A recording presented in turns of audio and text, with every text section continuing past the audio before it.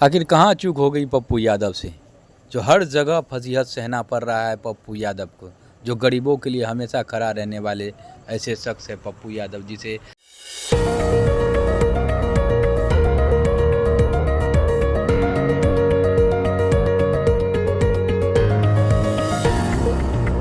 जिसके लिए पूरी तरह से समर्पित है पप्पू यादव, उसी ने आखिर क्यों बेइज्जत किया पप्पू यादव को।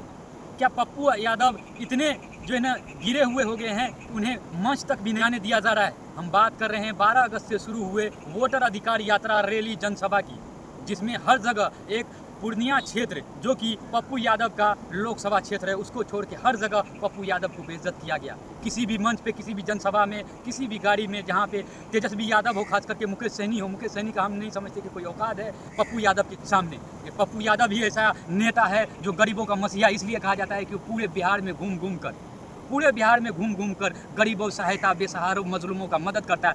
उन जैसे नेताओं के साथ इस तरह का व्यवहार कतई बर्दाश्त नहीं होना चाहिए। दोस्तों, आप जैसा कि आप लोगों ने देखा होगा कि जब पटना में कुछ दिन पहले एक रैली हुआ था, वहाँ पे भी कन्हैया कुमार को भी नहीं चढ़ने दिया गया था स्टेज पे, और न पप्पू यादव को धकेल के नीचे उतार दिया गया। सेम वैसे ही कहानी वोटर अधिकार यात्रा के दौरान जब 1 सितंबर को इसका समापन हो रहा था, तो ये गांधी मैदान के पास पहुँचा था, जहाँ पे पप्पू यादव जब मंच के ऊपर चढ़ने की कोशिश कर रहे थे तो उनको रोक दिया गया था उनके कार्यकर्ता अधिकारियों के द्वारा। आखिर क्यों पप्पू यादव को जगह जगह जलालत सहना पड़ रहा है? देखते हैं इस वीडियो को विस्तार से और समझते हैं। पटना में सोमवार को राहुल गांधी की वोटर अधिकार रैली की समापन हुई। इस रैली में पप्पू यादव को मंच पर जगह नहीं मिली, उन्हें मंच पर चढ़ने से मना कर दिया गया। इसके बाद वह दर्शकों के बीच कुर्सी पर बैठ गए और भाषण सुनते रहे। राहुल गांधी के भाषण के दौरान ही वो रैली से चले गए। ऐसे में सवाल उठता रहा कि आखिर कितनी बार बेइज्जत होंगे पप्पू यादव। कि पिछले दिनों रोहतास में राहुल गांधी, तेजस्वी यादव और पप्पू यादव के एक फ्रेम में आने के बाद ऐसा लगा कि अंततः पप्पू यादव ने मामला सेट कर लिया है। अब कांग्रेस में एंट्री को लेकर तेजस्वी से हरी झंडी मिल जाएगी तो कोई मसला ही नहीं रह जाएगा। लेकिन पप्पू यादव का उस दिन जो दाव खेला वो उल्टा पड़ गया।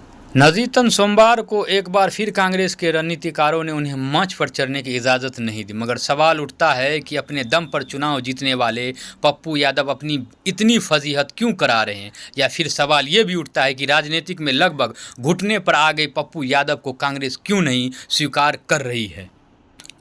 राजनीतिक गलियारों में ये चर्चा है कि पप्पू यादव ने तेजस्वी यादव को जननायक, बिहार की उम्मीद आदि आदि कहकर राहुल गांधी और कांग्रेस की नज़रों में चढ़ गए। यही से कांग्रेस रणनीतिकारों की वक्र दृष्टि इन पर पड़ गई। हालांकि तब कसीदा तो राहुल गांधी के लिए भी पढ़ा गया। पप्पू यादव नेता विपक्ष राहुल गांधी की भी जमकर सराहना की। उन्होंने कहा कि राहुल गांधी जब तक इस देश में है तब तक नफरत और आतंक की कोई जगह नहीं है। राहुल गांधी को इंसानियत का पैगाम और गरीबों का नेता बताया गया। पप्पू यादव यही नहीं रुके, उन्होंने राहुल गांधी को छात्रों, युवाओं, किसानों, SC, ST, ABC अल्पसंख्यकों के मुद्दा का आवाज तक बताया। सवाल उठता है कि पप्पू यादव की स्वीकार्यता के केवल महागठबंधन में है और महागठबंधन में भी कांग्रेस में दूसरे किसी दल में उनकी राजनीति को धार नहीं मिल सकती। इसलिए कांग्रेस में जाने की एक ललक ये भी कि उनकी पत्नी रंजीता रंजन कांग्रेस के बड़े नेताओं में शुमार की जाती है। छत्तीसगढ़ की प्रभावी और राज्यसभा सांसद भी। चर्चा ये है कि कालांतर में पप्पू यादव की नज़र बिहार कांग्रेस के अध्यक्ष पद पर अपनी पत्नी रंजीता रंजन को बिठाना। ऐसा करने में कामयाब होते हैं तो अन्य छोटी छोटी ज़रूरतें यूं ही पूरी हो जाएगी। ये चाहे कांग्रेस में शामिल होने का मसला हो या फिर मौका मिला तो अपने पुत्र को विधायक बनाने का। बस इन्हीं सब मंशा को पूरा करने के लिए कांग्रेस के दरवाजे पर बार बार दस्तक दे रहे हैं पप्पू। क्रांति के प्रतीक नफरत और आतंक को मिटाने का नाम क्या है? आपकी उम्मीद कौन है? आपका विश्वास कौन है? आपका सपना कौन है? इंसानियत का पैगाम कौन है? मोहब्बत का दूत कौन है? क्रांतिवीर और कर्मवीर कौन है? देश में राहुल गांधी हैं, तब तक इंसानियत का दुश्मन को मरना होगा, नफरत को मिटना होगा।